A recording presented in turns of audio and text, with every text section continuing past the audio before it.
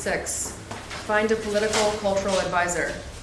In a force optimized for counterinsurgency, you might receive a political cultural advisor at company level, a diplomat or military foreign area officer able to speak the language and navigate the intricacies of local politics. Find a political cultural advisor from among your people, perhaps an officer, perhaps not. Someone with people skills and a feel for the environment will do better than a political science graduate. Don't try to be your own cultural advisor. You must be fully aware of the political and cultural dimension, but this is a different task. Also, don't give one of your intelligence people this role. They can help, but their task is to understand the environment. The political advisor's job is to help shape it.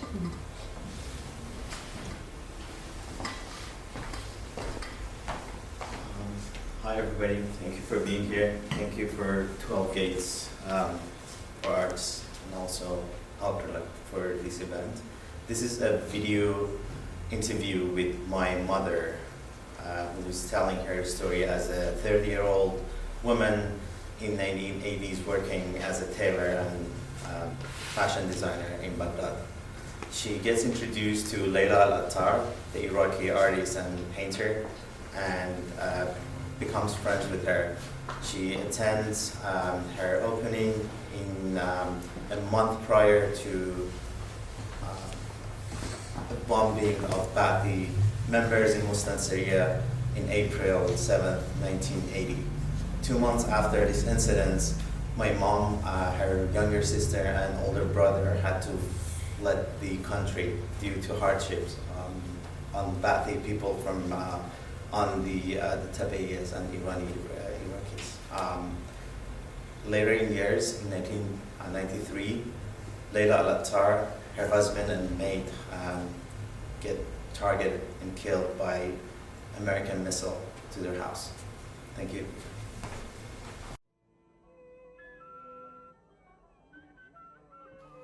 قصة وقت اللي كنتوا بعراق، أي سنة كنتوا بعراق أنتوا؟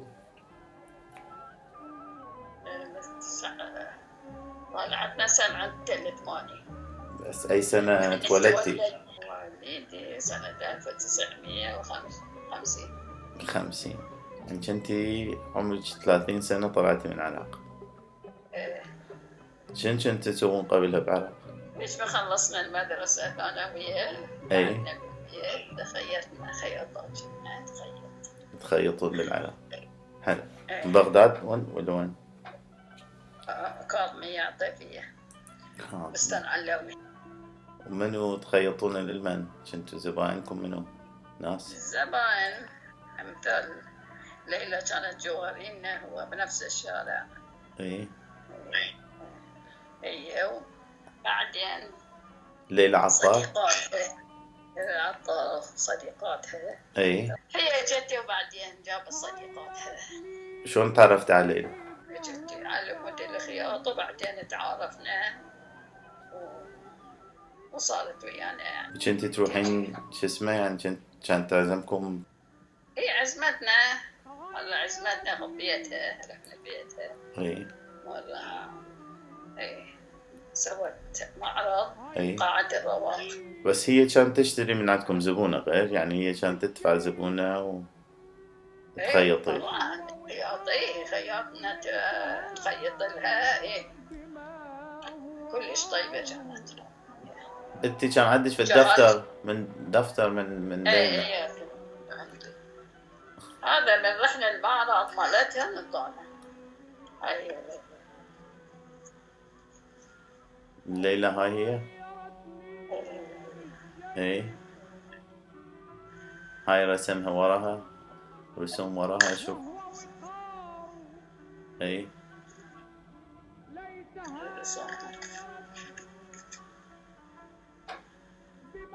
بعد اشوف الدفتر. بس ليلى يعني سلوك اخلاقها شلون اخلاق طيبه كلش كانت. الله يرحمها. شوي رجعي اي خليني اشوف هذا.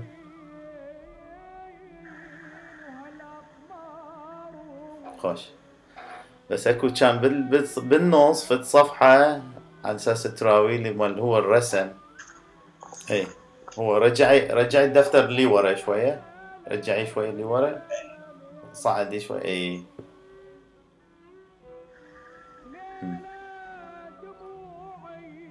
خوش. بس انتوا قبل ما تعرفون عن ليلى قلتي اختها كانت تدرسكم رسم؟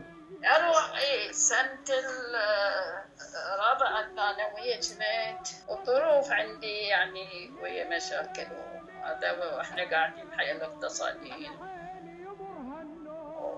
وأنا جهالي يخلوني يمنى بالنهار وبالليل مدرسة ما أقدر أروح بالنهار وبالليل صعبة. رحت بعدين رحت فترة قلت لهم ما أقدر أنا بعد فنون البيتية بالمنصور كان سنة رحت هناك سنة رحت فنون البيتية. سعاد العطاش كانت مدرسة مالت درسنا رسم ودرسنا فخار وما أدري دروس عندنا مال فن. أي هي كانت تدرسنا. هي قبل ما نتعرف على ليلى حتى ليلى من تعرفت عليها قلت لها أختك كانت تدرسنا. إيه صدق مرة بابا يا زمان. أي قالوا صاروا خواقع ضار بيها على أساس ما أدري هسه قالوا بان صورة بوش وما أدري صورة بوش ما أدري كان. أي صورة بوش. أي صورة بوش الأب. أي بوش وعلم الأمريكي راسمه هوتيل رشيد. أي والقاع. أي زين على القاع حتى ناس يجون يدوسون عليه. أي أي انقلنا على ليلى وزوجها والخادمة مالتها. بس انتم ما اشتريتوا من عندها شيء؟ لا. ليش؟ كتابة بعدين وقتها ما اشترينا بعد ما صار وقت آذار كان ولا الشهر ولا آذار بعدين نيسان 7 نيسان كانت طقت صارت مال صدام والسنصرية بيطلع التبعية. وكان قبلها كان مطلع الإيرانيين بعدين التبعية بدأ. شنو كان الفرق بين الإيرانيين والتبعية؟ الإيرانيين جناسي إيرانية عندهم إقامات. عندهم إقامة. أي تبعية إحنا تبعية هي ليلى كانت تبعية. زاهرة تبعية يعني إحنا تبعية. أي الناس نعرف يعني إحنا بيناتنا يعني أصلهم إيراني بس صارهم مجنسين عراقيين يعني كم ظهر يعني 5 أظهر مثلا 4 أظهر. جدي متولد بالعراق جدي ببيتي أمي هذول كلهم متولدين بالعراق. شنو اللي خلاكم تطلعوا من العراق يعني؟ بعد صدام كان ياخذ الشباب ويعد أمانته. إيه بس انتوا كنتوا يعني بنات غير ولا؟ وعبد جندي أخويا جندي بعد يعني جندي طاج بعد وأجوا على خاض مهدي. أي وساعة التخطيط كان. أي جو قال له تعال روح افتر على التبعية طلعهم. أي وبعد هذول يعني خبر على التبعية. هم بالحزب فلازم الحزبين يصيروا. هذا راح وصل هذا راح شو اسمه عنده ذاك الكبير ثاني يوم الصبح. قال أول ما عرفك نفسي عرفك أنا تبعية. قال له اسكت أنا هم مثلك روح افتر بها روح قول ماكو. أدي بس وراها ايش صار؟ وراها هيك ثاني يوم رحنا بالليل عده شفنا يعني كلش خطية خايف فعبد أخويا راح سوالي جوازة واخذ له أخذ إجازة راح أخذ إجازة قال له خذ إجازة شهر من دائرة. أخذ شهر على أساس يطلع هيك سفر. ابن أخو سعدون غيدان كان صديق عبين كان. طلع خواتك وأخوك وعليك اتهم تطلع بس طلعهم هذول هيك. أول شيء طلعكم حاضرة كان. جوازاتنا حاضرة كان عندنا جوازات سافرنا هو 7 نيسان بدت الطقة احنا 5 حزيران طلعنا هيك. بعدين شهر احنا هيك وضعنا ولا يوم اللي نريد نطلع اسفلك هذا مو بيدنا بالخوف طلعت. بالخوف اسفلك جايين ماكو يجون يبوكون احنا اسفلك. ايه ونرجف الطب بيدنا نرجفه. كنقطة عنبر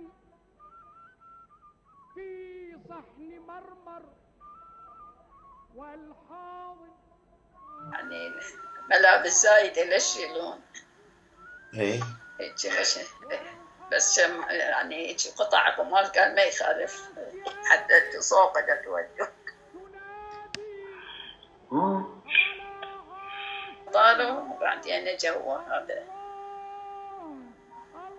ابن اخو هذا ابن اخو الوزير. ايه بالمطار جويد الجنط يفتحوه بس شال راسه قال له العفو سيدي وصدق قال له لا فتش. ايه اجينا قعدنا ترانزيت قعدنا قضية اخويا يجي شفنا 4 دا يفترون دا عينهم علينا. على اساس من طرف هذا هيجي واحنا خايفين. على الوصل عنا طيارة قعدنا بالطيارة الطيارة صارت بها عطل.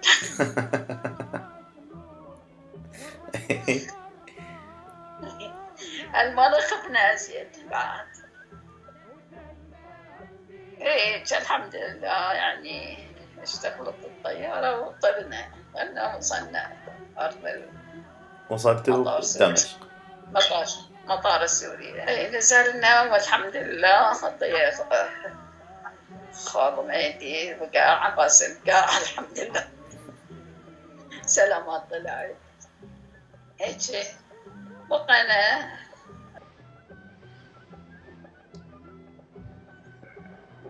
احنا يعني عايفين وطننا عايفين كل شيء. البيت يجي على حطته.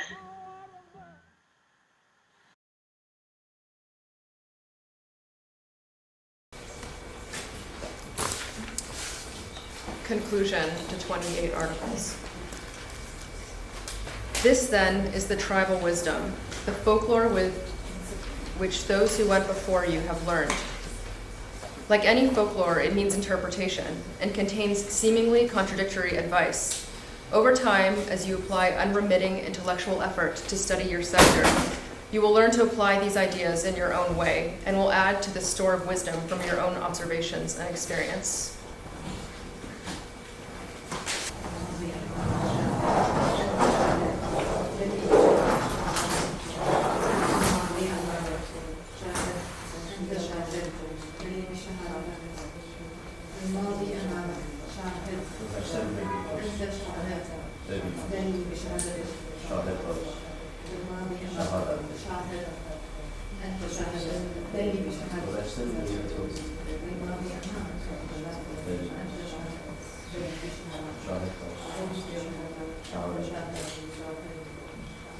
گذشته روبروی توست، ببین، شاهد باش، شهادت ببین، شاهد باش، شهادت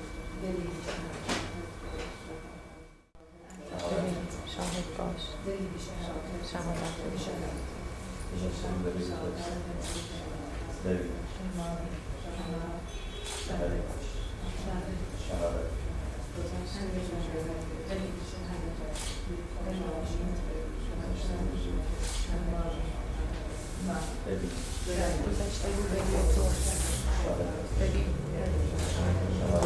شاهد باش، شهادت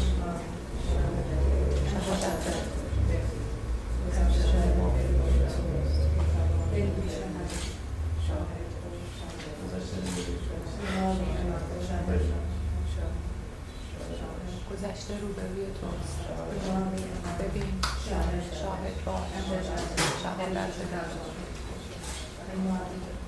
شاهد باش، شهادت گذشته روبروی توست، ببین، شاهد باش، شهادت بده.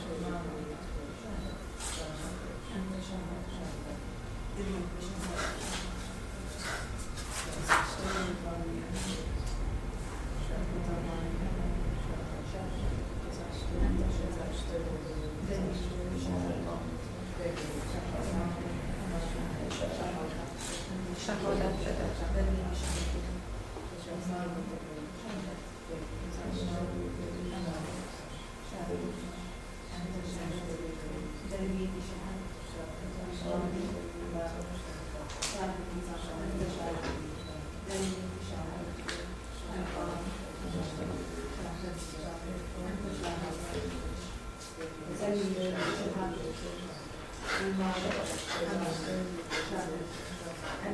گذشته روبروی توست.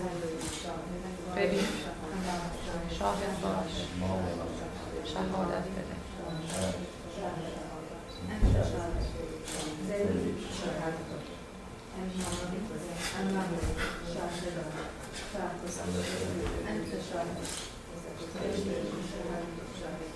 شهادتين شهادتين باكو كل شهادتين شهادتين شهادتين گذشته روبروی توست. ببین، شاهد باش، شهادت بده.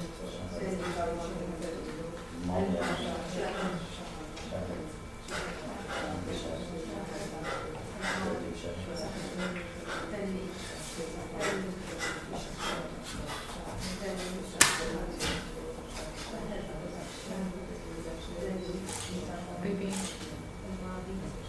شاهد باش، شهادت بده.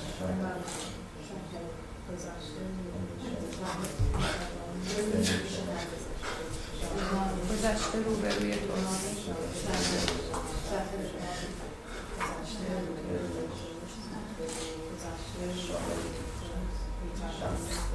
گذشته روبروی توست. ببین، شاهد باش، شهادت بده.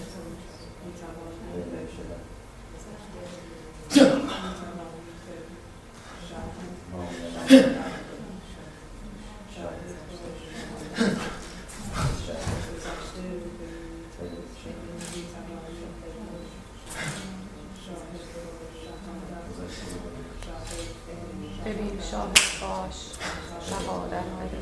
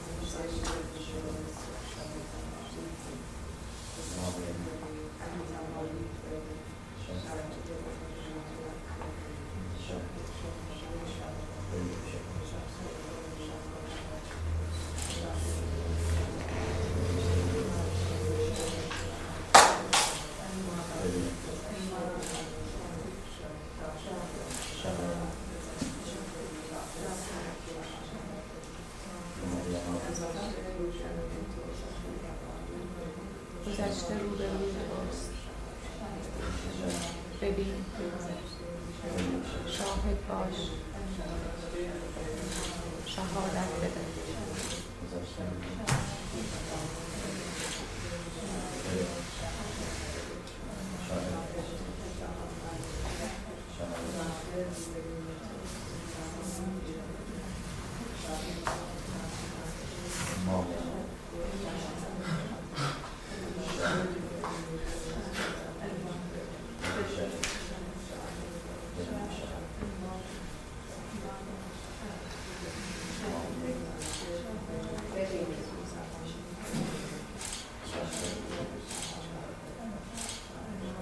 ببین، شاهد باش، شهادت بده.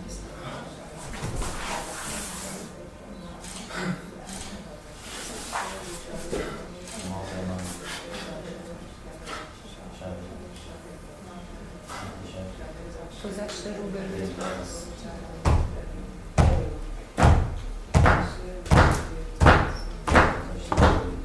ببین،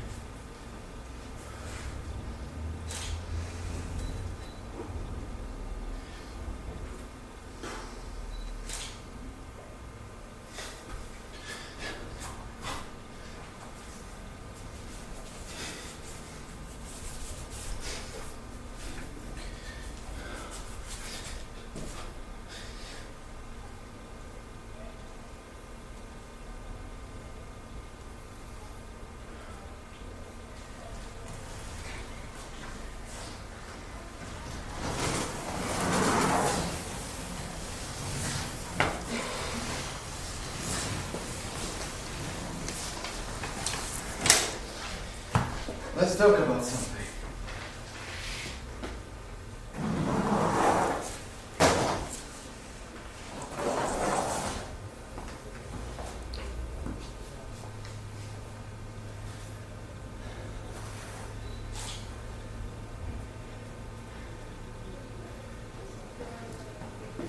A couple of planes, 2 passports were found.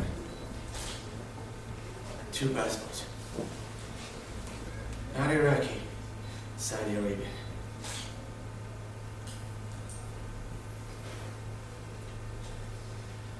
What does that mean?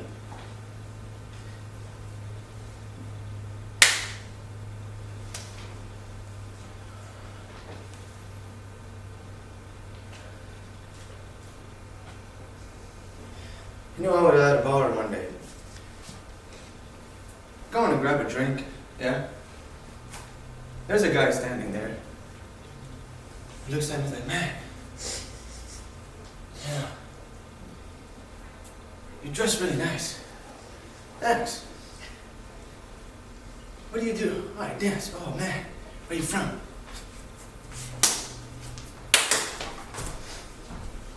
Iraq. No shit. Yeah. Dude, I was in the front lines. Really? Yeah. That's amazing. Well, I looked at him. As soon as he said that, he was just silent. He did not know what to say. I seen the confusion in his face. Face that could just change into any moment, any feeling that you want it to be. I just looked at him. I went to him. I said, so you're at front lines? Yeah. Man, that's on his shoulders. It's not your fault. That's all I told him. Man started crying. It's 2:30 a.m. in the morning at a bar in Buffalo. I would go there. But look at that. One word. We don't know why we went there, but it's not their fault. That's what I noticed. It's orders. Orders that we all follow somehow in our lives. But one thing we have in common, all of us in this room, that we all have blood in our hands, one way or another. Let's talk about 2 parties on this chair. Political parties. We don't talk about politics much. Well, we do, but Fox News is different.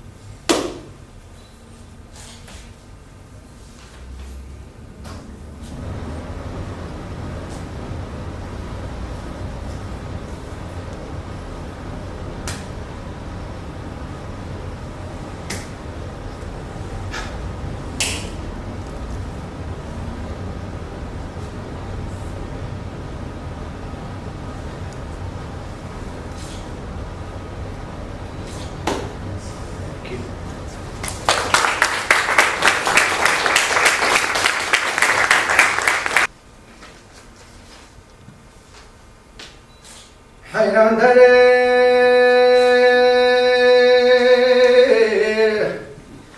هی های های های های های های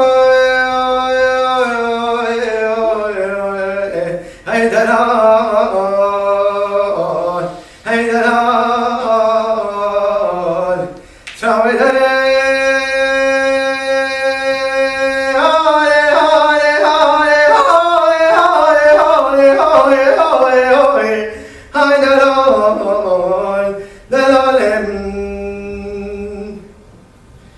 کردستان اخوم کردستان اخوم چیای کرکم چیای کرک خم ای مالم ای مالم ای مالم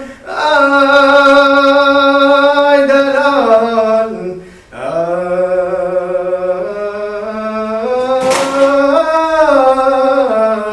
ای دلال من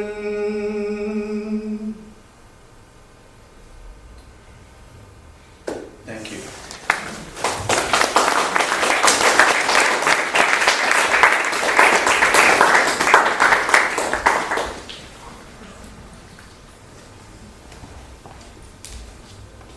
For this final article, I ask that you respond to it or to the performance in general. Article 28. So only one article remains, and if you remember nothing else, remember this. Whatever else you do, keep the initiative. In counterinsurgency, the initiative is everything. If the enemy is reacting to you, you control the environment. Provided you mobilize the population, you will win. If you are reacting to the enemy, even if you are killing or capturing him in large numbers, then he is controlling the environment and you will eventually lose.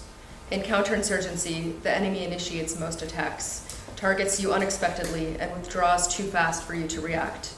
Do not be drawn into purely reactive operations. Focus on the population, build your own solution, further your game plan, and fight the enemy only when he gets in the way. This gains and keeps the initiative. I have to say something. Please. It just, I think it's related to this article because General David Petraeus sent a request to the president to accept the Iraqi refugees in USA.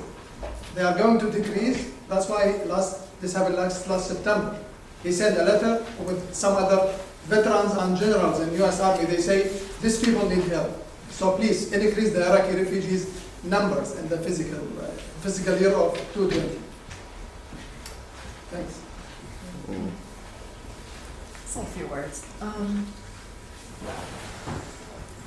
So this project kind of came about with, obviously, like Shimrit had mentioned and Nataša mentioned earlier, from this exhibit that you see. So if you haven't seen this exhibit, I'd recommend hanging out afterwards and checking out the work. Obviously, things had to be moved around for this performance, so you won't get the physical exploration of the exhibit, but definitely get a chance to see this. I think it's important to situate it within a larger context and work. So I also recommend getting, if you don't want to buy it, please go through the catalog and read some of the material in there. This project, I think, is extremely critical. The performance is, one thing I'll talk about in a second, but I just want to situate within the larger exhibit and the efforts that they've done. So highly recommend that. Two, I think this project also came around when we started talking about a performance, which initially we were talking about actually doing, if you've seen the Taste of Displacement, that video over there, which is a project I did in 2004, we were thinking about bringing it to Philly. So this was done in New York. I invited a bunch of Iraqi artists, writers, musicians, journalists, people who had just showed up, like refugees who were being resettled, academics, a series of people to come and spend some time cooking together collectively. And during the process of cooking, we filmed that process, and it was about the conversations that were that transpired during the cooking process. And this is a multi-city project that happened in New York, and next year it's supposed to happen in Dearborn, Michigan, and Detroit. And the idea was to bring it here. And then when we started talking, I thought that project didn't make sense here, especially if we're talking about collaboration. So something I've been thinking about for years about is a project around tribunals and restitutions and reparations. So we started talking, and we had a really, and I'd love to hear everyone who was involved in this, Farideh, Shimrit, Nataša. How do we create a project that is about a people's tribunal that is attempting to talk about restitution and reparations? Keeping in mind that there are different kind of communities who have dealt with this, whether it's African Americans, whether it's Holocaust survivors, there's so many different communities that have dealt with this. So the language for each community comes from a very different place. There's been several tribunals on Iraq. Most of them were either through either governmental agencies or non-governmental agencies, or grassroots organizers, or the nonprofits.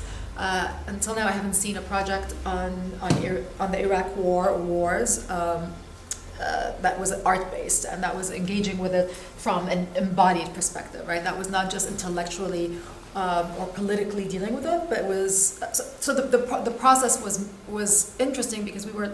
So one issue was, how do we then create a project that's about restitution and reparations, and at the same time, how do we make it embodied? How do we make sure that it's not just an intellectual, conversation? It's not just about oral history, not that oral history is not embodied. How do we make sure that it's about the performative, right? Because how do we obviously are, if we're talking about restitution and reparations, we can't just talk about, okay, it's a material restitution, right? Or reparation, because that's one element.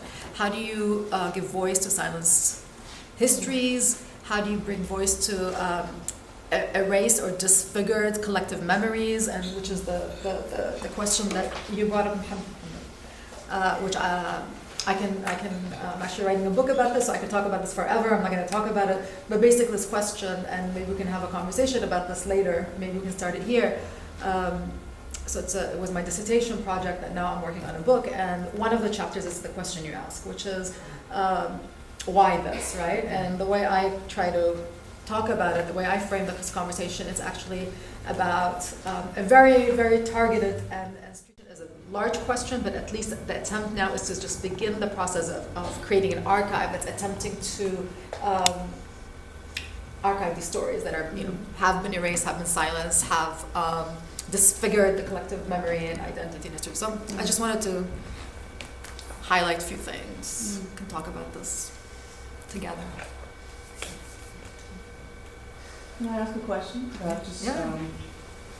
How is history, so a living archive such as this, the alternative archive, how can this be transmitted perhaps into classrooms and into college campuses and universities? Yeah. Because I want to know who's telling this history. You're talking about the Iraq War. Who's telling the history, like in classrooms? Because how does history continue to get perpetuated? The dominant narratives obviously, but then how are these alternative histories going to be perpetuated more systematically? Yeah. I don't have. No, I know. It's a rhetorical question. Yeah, I would love to. Hopefully this eventually becomes something that we can build into more systematically. Yeah. But I actually don't know if they're teaching this history in high school. I'm pretty sure they're not. And if they do, it's definitely not from the perspective that we're coming at it. Most of the work that is disseminated is actually novels and biographies of soldiers. Actually, this is an interesting conversation that we can talk about. One of the conversations that we were struggling with is, do we include voices of soldiers, and so we have this interesting conversation, and obviously soldiers who were not obviously for the war, who've come around and now understood kind of their role in the destruction and blah, blah, blah. So obviously there's a shift of consciousness and understanding what's happened. But we went around over and over. I personally said I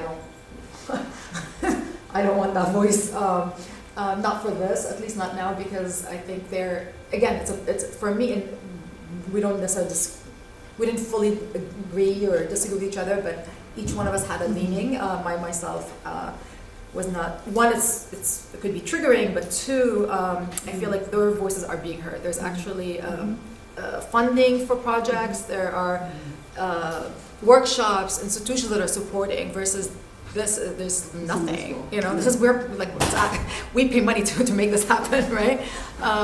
So those, I think those stories are being told, and it's interesting because, I mean, that's a genre in itself and interesting. Actually, I know someone, Zainab Saleh, she was supposed to be coming here. She's an Iraqi scholar at, where is it? Harvard University. And she's writing a book right now on this subject, on the different discourse between, you know, how Iraqi narratives are being disseminated versus how ex-American soldiers is being said. Anyways, she didn't make it unfortunately, but she would be an interesting person to actually have that conversation with. I think that a place to begin with that conversation is in the very rhetoric that is constructed. For example, of counterinsurgency and calling insurgents rather than revolutionaries, and why we have this language. It's a place where you can begin in classrooms and to deconstruct that. So I want to add one thing. It's very interesting because I work with two groups of veterans who serve in Iraq. Some of them, they are under healing program called moral injury. It's at veteran medical center, and all of them, they just our thought like us, like why this happened. But you know, there is so much things need to be discussed. And the other group is warrior writer organization. Those people also, they are veterans who serve in Iraq and serve in other places. And also they want to engage with Iraqi community here in Philadelphia, based in Philadelphia. And one more thing about the archive is very important to highlight something I also work with as a community liaison in a project called Friends, Peace and Sanctuary. And the project manager, she's here also, Noura Al-Marzouki. Where's Noura? So that project is also about documentation. We use the archive for Swarthmore College. This project is for Iraqi and Syrian who resettled in Philadelphia. We talk about the empathy, about belongings, so many concepts we have in that project. And it's basically about book arts. We create the books, the stories of the Iraqi people who are here. So many activities. Also, I can later on, I will give you the catalog of that project if you want. Can I say something, Nora? Tell us about the project. Well, I was going to more respond to some of what. Sure. Whatever you want. When thinking about how there's a destruction of collective memory, and our institutions often do not want to. They're also part of perpetuating the destruction from a different means. How are we as community working within different spaces to work together to change that narrative? How are we creating and presenting opportunities for our young people who struggle with being here, for instance, and being told that you just need to follow along and you need to just get a job, you need to just survive, and your culture and your heritage doesn't matter. And it's said in so many different ways, whether it is at school or our parents, who just want us to have a better life, for instance, right? And not suffer because of the psychological impacts of identity and whatnot, and being here, et cetera, et cetera. So how can we not just work together within different institutions to maintain stories, to share stories, to tell these stories, to make sure that they're documented in different types of archives, but how are we also bringing in and teaching our young people? Because it's probably not going to happen in our schools. Yeah. Actually, we know it's not going to happen in our schools, unless maybe at a private school, because it's not just the Iraqi culture, the history, it's so many different histories, and as you mentioned in the beginning.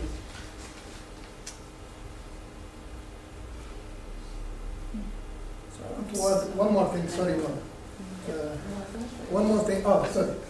No, I it's just more questions, I guess, than it is like statements. But I think the more that we can have sort of spaces like this that we can share and recognize and see, but at the same time, the reality is we're constantly battling against a power, a force that is itself working in all of these different ways.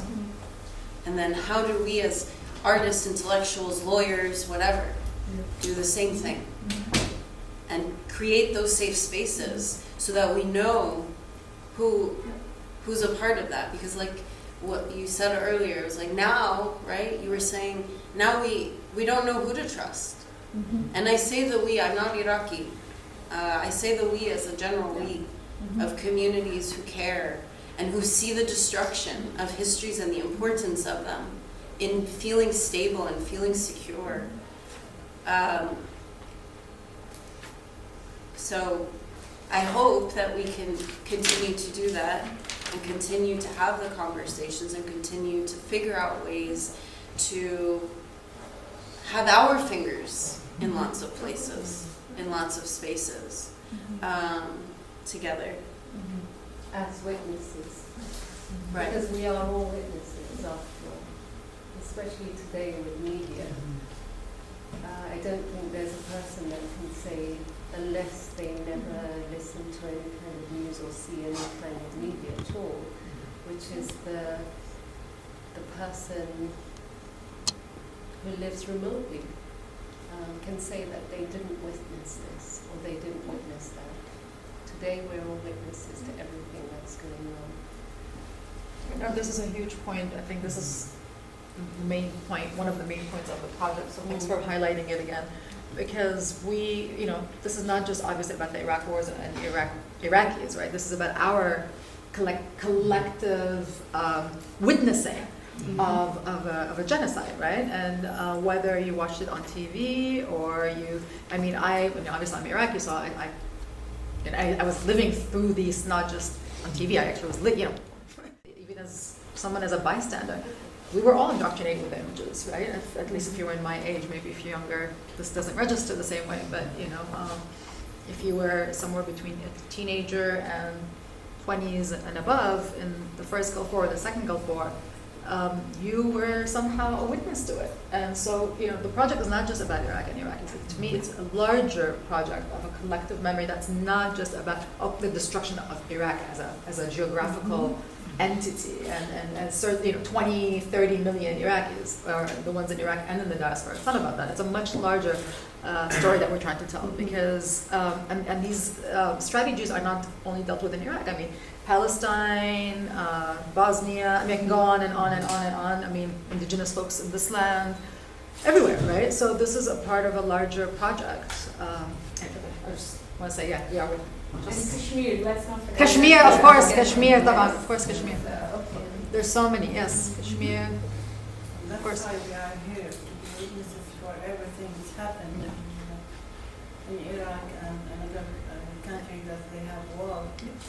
And we have to, it's our goal here to reach our voice for agency or any people they have response to help people there. Because many people killed there every day. So who responds for that? Why they didn't get anything like they wanted? Why they didn't get the freedom? So who responds for that? And with the language of witnessing, what we were uttering through the performance was, in multiple language. For me, it was in Persian. The piece, the past is in front of you. You can see it.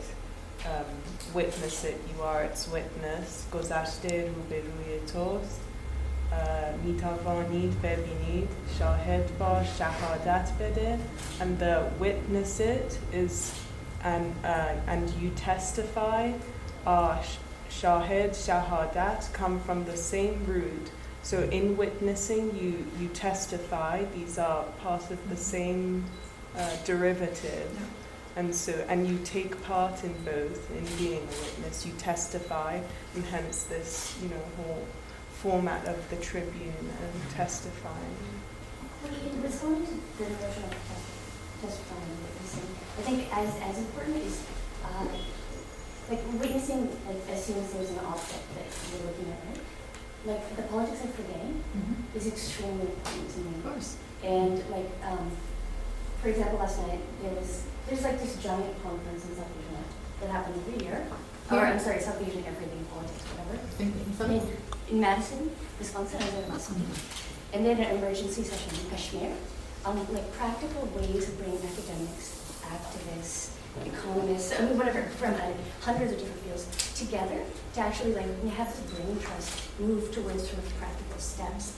That being said, you know, in the case of Kashmir, and certainly in the case of everything that we're talking about right now, there must be a process of systematic erasure in order to create a collective memory. Right? Of course. So, and considering that the deep state of emergency of Kashmir right now, like how precisely are these projects of forgetting or sort of willful structural ignorance creating like this justifications for the dynamics that are playing out.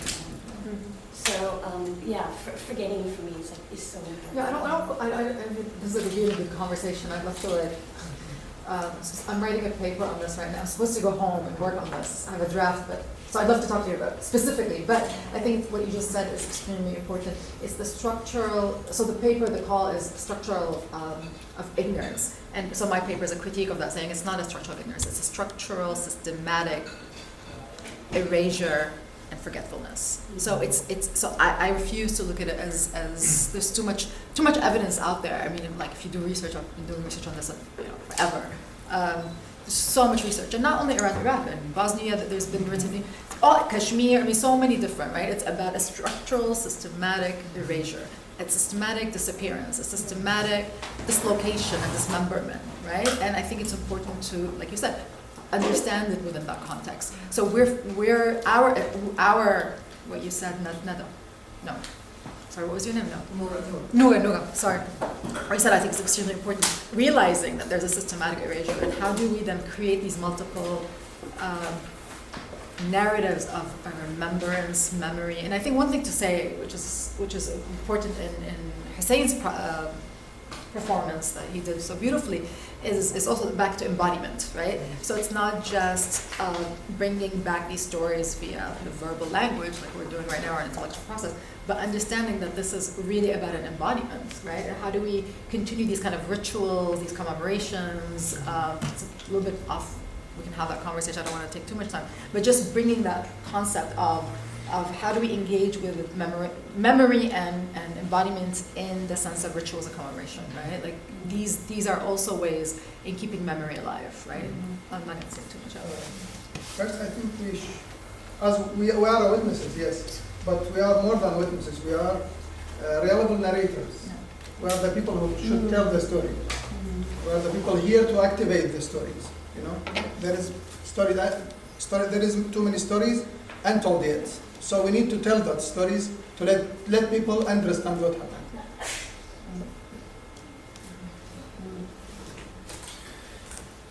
Raya?